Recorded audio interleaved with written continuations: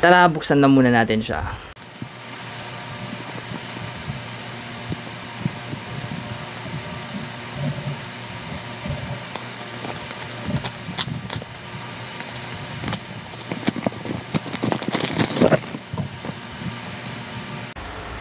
So ito siya guys, yung laman niya, loob. At ito yung kanyang itsura.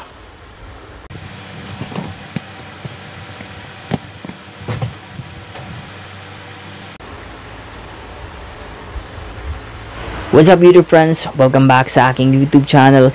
And for today's video, ko sa inyo yung step-by-step process para makuha ang inyong SSS UMID Pay Card. Kung kayo ay nag-apply for SSS UMID Pay Card and more than a month na at hindi pa rin dumarating sa inyo, ito yung option na iyong gagawin.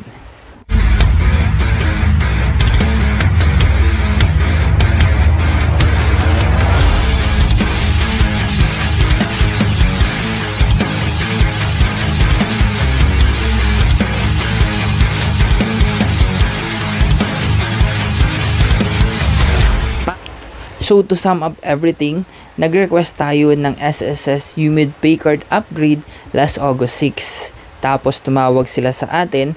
Actually guys, hindi sila nag-text or nag-inform na parating na pala sila. Ang nangyari is September 10, tumawag sila twice pero hindi ko nasagot. So unfortunately after that, hindi na sila tumawag ulit or hindi man sila nag-text.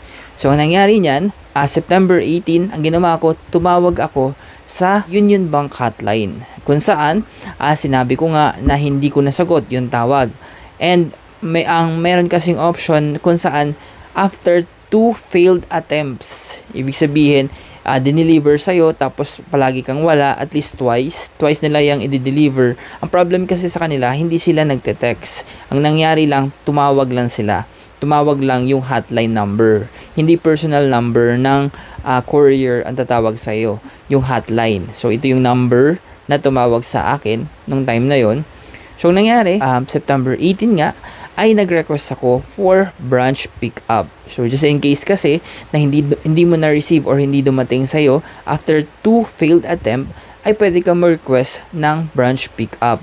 Tatawag ka lang sa Union Bank hotline na 8841-8600. Tapos, pinutin mo lang yung 2, then another 2. Pagkatapos, i-input mo lang ang iyong SSS UMID Pay Card savings account number na makikita mo sa app ng Union Bank. So, sa case natin, ang sinabi sa akin nung tumawag ako, nung in-input ko yung aking SSS UMID Pay Card savings account, ang sabi hindi daw nila ma-recognize yung account ko. So, ang nangyari, transfer ako ng agent dun sa nakakaalam. So, ang nangyari naman, ang explain mo lang na nag-apply ka ng SSS UMID Pay Card at hindi mo nga na-receive after 2 failed attempts. So, ang gagawin mo lang is magre-request ka ng branch pickup. So, sa branch pickup, make sure na yung branch ng Union Bank ay malapit lamang sa inyo. So, sa case ko, pinagawa ko is pina-branch pickup ko siya sa malapit na Union Bank, malapit sa office namin. So, binigyan ako ng 15 working days daw bago ko i-pick up or mag-inquire doon sa branch. So, supposedly, kung September 18 ako tumawag, supposedly ang pang 15 days ko is October 8. So, ang ginawa ko, since nandun lang naman sa office namin or malapit lang naman sa office namin, Union Bank na branch, kung saan ako nag-request to pick up. So, ang ginawa ko, October 2, nagbaka sakali ako doon sa branch. So, pagpunta ko doon, nag-input lang ako sa system nila ng inquiry. Bali, ang ilalagay yung option doon is inquiry.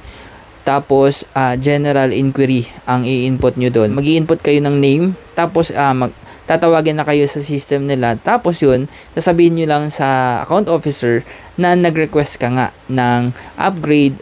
Then, nag-request ka ng branch pickup. Tapos, check lang yan ng officer. Lagayan nila ng mga cards.